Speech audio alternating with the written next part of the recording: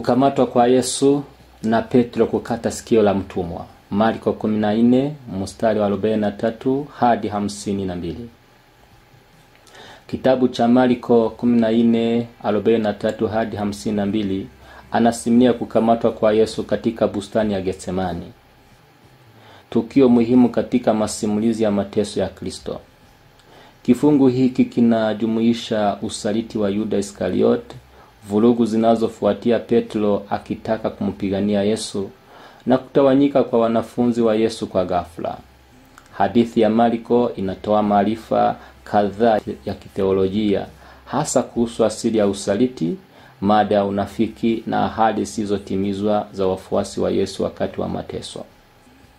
Kifungu hiki pia kinaanzisha kesi inayofuata mbele ya Sanhedrin, Marko 14 mstari wa 53 hadi 65, ikionyesha utekelezaji wa mpango wa ukombozi wa Mungu ambao unahusisha usaliti wa kibinadamu na mpango wa kimungu.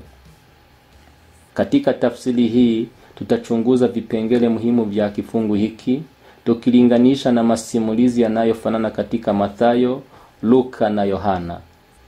Tutachunguza pia umuhimu wa usaliti wa Yuda, matendo ya haraka ya Petro na yule kijana ambaye alikimbia wakati wa kukamatwa kwa Yesu.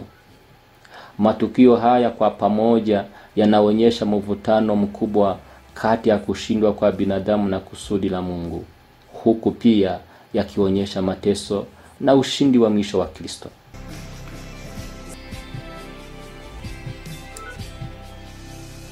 Hii ni Metanoia TV. Kipindi hiki kimeandaliwa na Dominic. Karibu sana.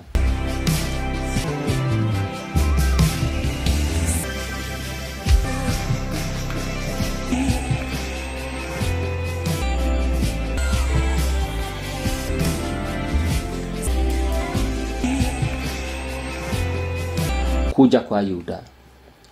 Marko anaanza kifungu hiki kwa kuja kwa Yuda, mmoja wa wanafunzi wa Yesu ambaye alipanga na makahuni wakuu kumsaliti Yesu. Basi alipokuwa katika kusema, mara Yuda alifika, mmoja wa wale tenashara, na pamoja naye mkutano wanapanga na marungu, wametoka kwa wakuu wa makuhani na waandishi na wazee. Marko 14 mstari wa 43. Neno hili mara linahusisha tukio hili na wakati wa sala ya Yesu katika Getsemane, linalosisitiza kasi ya matukio wakati wa kukamatwa kwa Yesu. Usaliti wa Yuda unaoonyeshwa na busu la kifo ni mojawapo ya vitendo vya kinafiki vyenye athari kubwa katika historia ya Biblia. Katika tukio hili, Yuda hakumsaliti tu Yesu, bali pia uhusiano wa karibu waliokuwa nao kama mwalimu na mwanafunzi. Busu lake ni ishara kwa walinzi waliokuwa na silaha kwamba huyo ndiye Yesu anayekamatwa.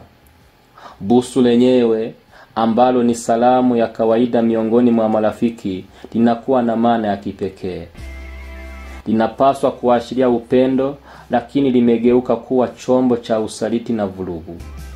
Busu la kifo halidhihirishi tu kutokuwa mwaminifu kwa Yuda, bali pia huzuni kuu ya kiroho kwa mtu anayeweza kumsaliti mwana wa Mungu mwenyewe.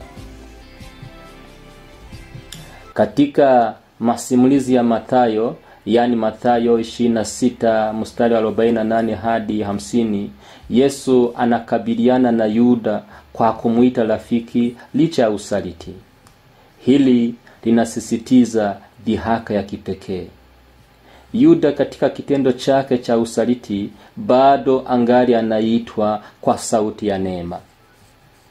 Hata hivyo, Marko hasemi mengi kuhusu jambo hili, bali anaangazia picha pana ya usaliti na kukamatwa kwa Yesu.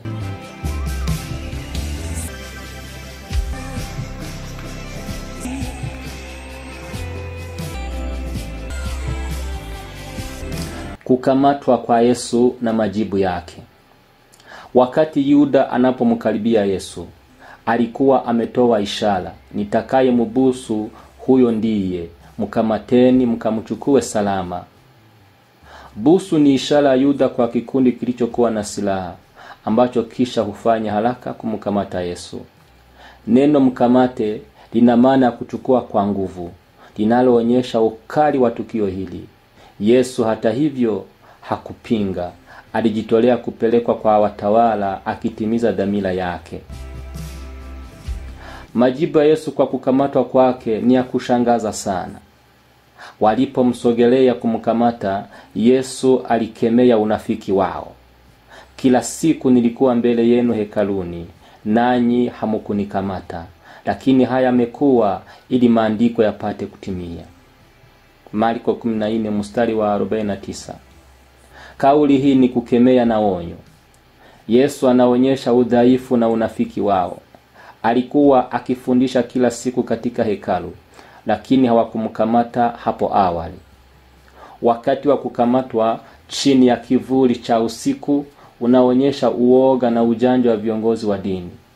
Maneno ya Yesu pia yanaelekeza kwa ukweli mkubwa wa mpango wa Mungu unaoendelea. Hata katika tukio hili la usaliti na dhuluma, maandiko yanatimia, kwani kukamatwa kwa Yesu ni sehemu ya mpango wa ukombozi wa Mungu. Maoni haya Yesu yanaashiria maneno yake ya awali katika Marko 12 mstari wa 10, ambapo anazungumzia kukataliwa kwa manabii wa Mungu. Unafiki wa viongozi wa dini ambao sasa wanajificha ili kumkamata Yesu unadhihirika wazi. Walimuona akifundisha hadharani bila kuchukua hatua, lakini sasa wanatumia njia fiche, wakiongozwa na hamu ya kumnyamazisha, yani asiendelee kufundisha ukweli unaowahusu na unaowachoma tena.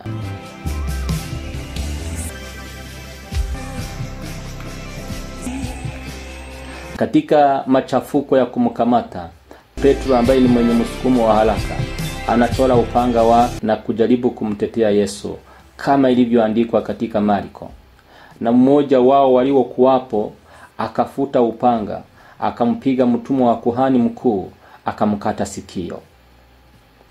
Kitendo cha vurugu kimeandikwa katika Injili zote 4, ingawa ni Yohana pekee ambaye anasema jina la mtumishi akimuita Marko.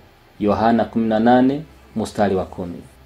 Maelezo ya kitendo cha Petro yanaonyesha upendo wake wa dhati, lakini pia yanaonyesha kutoelewa kwake dhamira ya Yesu. Petro bado anategemea Masia wa kisiasa atakaye komboa Israeli kwa nguvu. Vitendo vyake hata hivyo havifanani na mwito wa Yesu wa ufalme mwingine, ule usio wa vurugu bali wa kujitolea na kujisalimisha. Ghafla Yesu anamkaripia akisema, "Rudisha upanga alani mwake. Je, kikombe alichonipa Baba mimi nisikinywee?" Yohana 18 mstari wa 11. Majibu ya Yesu kwa vurugu ya Petro ni tamko la kujisalimisha kwa mapenzi ya Baba. Kikombe kinahusiana na mateso na kifo ambacho lazima Yesu apitie, mada ambayo ilikuwa ikisisitizwa katika mafundisho ya Yesu na sala zake, hasa Marko 14 mstari wa 36, ambapo anasema, "Aba Baba, yote yawezekana kwako, uniondolee kikombe hiki, walakini si kama nitakavyo mimi, bali utakavyo wewe." Onyo la Yesu kwa Petro linakumbusha kwamba ufalme wake siwo wa uasi wa vurugu, bali wa kujitolea na kujisalimisha kwa mapenzi ya Mungu. Yesu kuponya sikio la Marko kunaonesha huruma yake hata kwa wale wanaohusika katika kukamatwa kwake na kusulubiwa. Ni wakati wa rehema katikati ya vurugu na usaliti, na ishara kuwa neema ya Mungu inafikia hata maadui zake.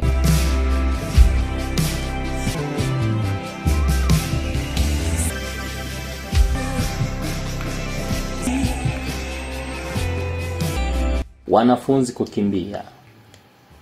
Baada ya kukamatwa kwa Yesu, wanafunzi ambao walikuwa wameahidi kufa naye wanamuacha kwa hofu. Hadithi ya Marko kuhusu kukimbia kwa wanafunzi ni fupi, lakini inamaanisha mengi. Ndipo wakamwacha wakakimbia wote. Kuachwa kwa ghafla kunatimiza unabii wa Yesu katika Marko 14:27 ambapo ananukuu Zakaria 13:7, nitampiga mchungaji na kondoo watajitawanya. Kukimbia kwa wanafunzi ni wakati wa kushindwa na hofu.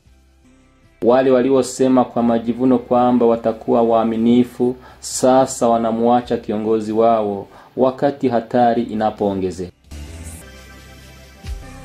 Kuachwa kwao kunaashiria kipengele muhimu katika masimulizi ya mateso, kuonyesha udhaifu wa azimio la binadamu na uhakika wa mateso ya Yesu. Marko anaingiza kipengele cha ajabu ambacho hakipo katika injili nyingine. Na kijana mmoja alimfuata. Amejitanda mwili wake nguo ya kitani. Wakamkamata. Naye akayacha nguo hiyo ya kitani. Akakimbia yu uchi.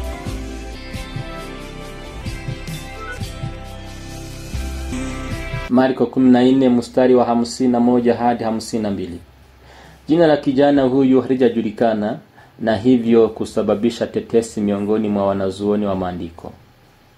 Baadhi wanapendekeza kwamba huenda huyu alikuwa Marko mwenyewe ambaye ameandika habari hii ikiwa ni kumbukumbu binafsi. Wengine wanasisitiza kwamba kijana huyu ni mtu mwingine aliyekuwa akimfuata Yesu kwa siri na ambaye alikimbia wakati wa mateso. Asili ya ishara ya kifungu hiki pia ni muhimu. Kukimbia kwa kijana huyu na kuacha kitambaa chake kuna tofautisha walivyomwahidi Yesu. Wakati wanafunzi wanakimbia, kijana wa kweli ambaye hakukimbia Kristo alipojiandaa kukutana na kifo chake. Lakini uchi wa kijana huyu unaweza pia kuwakilisha udhaifu na aibu inayohusiana na kumwacha Yesu, kinyume na uchi na aibu ya Yesu msalabani.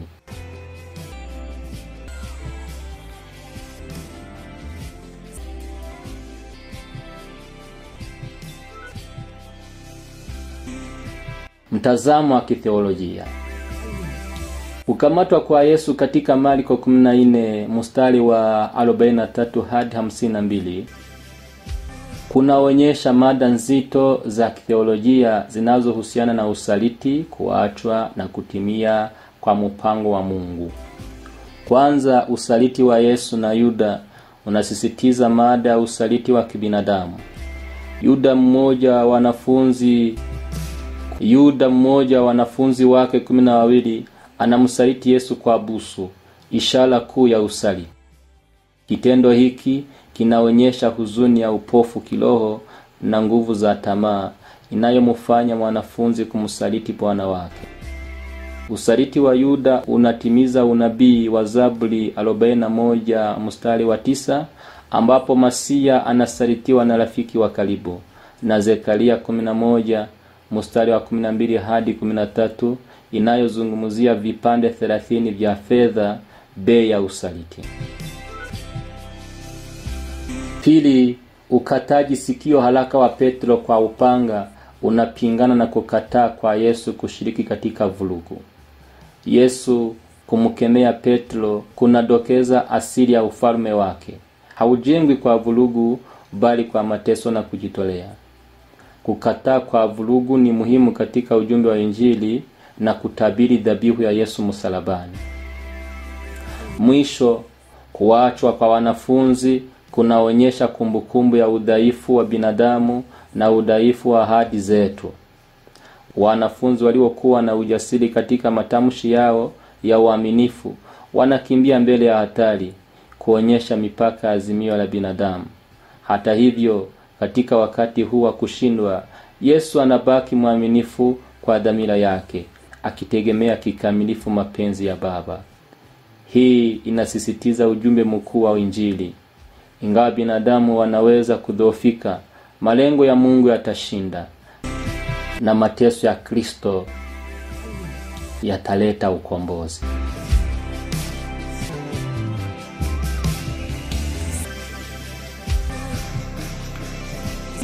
Kama hitimisho, Marko 14 mstari wa 43 hadi 52 ni kifungu chenye maudhui ya kina kinachoonyesha kukamatwa kwa Yesu kilichojawa na mada ya usaliti, kushindwa na kusudi la kimungu.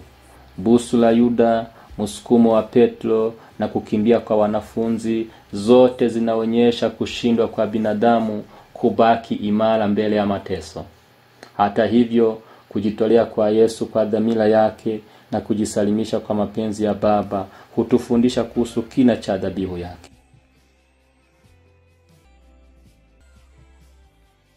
Shukrani sana kwa kufuata kipindi hiki. Subscribe, share na leave your comment in the comment section.